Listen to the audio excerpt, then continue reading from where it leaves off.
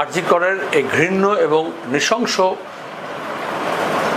নির্যাতন, ধর্ষণ এবং হত্যার পরে মানুষ যেভাবে তাদের ক্ষোভ, ক্রোধ, জ্বালা, যন্ত্রণা, রাগ উগরে দিচ্ছে, ক্রমাগত সেই প্রতিবাদ আরও শক্তিশালী এবং জোরদার হচ্ছে। শহর ছাপিয়ে, মফস্বল ছাপিয়ে গ্রামান্তরে ছড়াচ্ছে। গোটা বিশ্বব্যাপী মানুষ, শুধু এই দেশ নয়, ধিক্কার জানাচ্ছেন। আর অন্যদিকে যখন সত্য ক্রমাগত প্রকাশিত হচ্ছে, যা আমরা প্রথম থেকে যে আশঙ্কাগুলো করছিলাম, যে কীভাবে সরকার, পুলিশ এবং স্বাস্থ্য দপ্তর গোটা ঘটনাটাকে ধামাচাপা দেওয়ার জন্য এবং মোড় ঘোরানোর জন্য চেষ্টা করছিল। আজকে আমরা দেখলাম মাঠে বিজেপি নেমেছে, আরএসএস নেমেছে, যেরকম আশঙ্কা করা হচ্ছিল। আসলে আরজি করের জন্য বিচার চাই, যখন মানুষ বলছে তোমার স্বর আমার স্বর, আরজি কর, তখন এটাকে রাজনৈতিক একটা উদ্দেশ্য সাধন করার জন্য শুধু আন্দোলনের স্থান পরিবর্তন হচ্ছে তা নয়, দাবি পরিবর্তন করা হচ্ছে তা নয়, গোটাটাকে ভেস্তে দেওয়ার চেষ্টা করা হচ্ছে, যাতে আবার বাইনারিটা রিইনফোর্স হয়, ফিরে আসে, যেটা হারিয়ে গেছে। মানুষ এখানে ধর্মের নামে, ভাষার নামে এই ভাগ করার কথা বলছেন না। সেখানে দাঁড়িয়ে বিজেপি, তৃণমূলের যে বাইনারি এত লক্ষ কোটি টাকা খরচ করে তৈরি করা হয়েছিল, সেটা এখন ভেঙে পড়ার উপক্রম হয়েছে।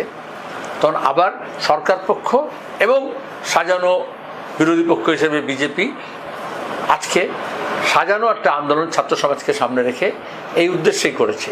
কিন্তু আমি অনুরোধ করব আন্দোলনকারীদের, প্রতিবাদীদের, যেভাবে আন্দোলনরত শিক্ষক, চিকিৎসকরা, যেভাবে জুনিয়র ডক্টরসরা, যেভাবে যারা অরাজনৈতিক মঞ্চ থেকে প্রতিবাদ করছেন তারা, এবং সমস্ত গণসংগঠন যারা প্রথম দিন থেকে এই আন্দোলনকে এগিয়ে নিয়ে যাচ্ছেন, তারা বুঝতে পেরেছেন এবং কিছুতেই এই অপপ্রয়াসে সাথ দেননি। আগামীকালও এটাকে আমাদের সজাগ এবং সতর্ক থাকতে হবে।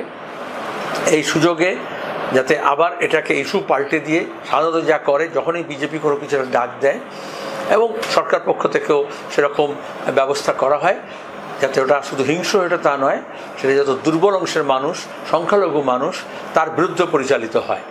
সে ব্যাপারে আমাদের সাবধান থাকতে হবে। কোনো রকমের প্ররোচনায় যাতে শিকার হয়ে যাতে এখানে বিভাজনের রাজনীতি আবার না নিয়ে আসে। গোটা প্রক্রিয়ায় সরকারের শ্বাস রব এবং প্রচার যেভাবে তারা করেছেন গতকাল থেকে, এবং প্রয়াস, আর বিজেপি আরএসএসের এই কর্মকাণ্ড, এটা আমাদের ভাবতে বাধ্য করছে যে হারিয়ে যাওয়া বাইনারিকে ফিরিয়ে আনার চেষ্টা করা হচ্ছে। তাতে তারা সফল হবেন না। মানুষ আরজি করের এবং নির্যাতিতার, অপরাধীদের শাস্তির জন্যই সোচ্চার হবে। দ্রুত নিরপেক্ষ তদন্ত এবং সেখান থেকে সমস্যার গভীরে গিয়ে যাতে কাজের ক্ষেত্রে, কর্মক্ষেত্রে, শিক্ষাক্ষেত্রে যাতে মেয়েরা সুরক্ষিত হয়, তার ব্যবস্থা আমাদের করতে হবে। তার পাশাপাশি দাঁড়িয়ে সরকার যাতে আজকের এই ঘটনার পরে এই সুযোগ না পায় যে প্রতিবাদী মানুষ, আন্দোলনরত মানুষ তাকে আবার ভয় দেখিয়ে ঘরে যাতে না ঢুকিয়ে দেয়। প্রশাসন বা রাষ্ট্রযন্ত্র সবসময় এটাই চায়।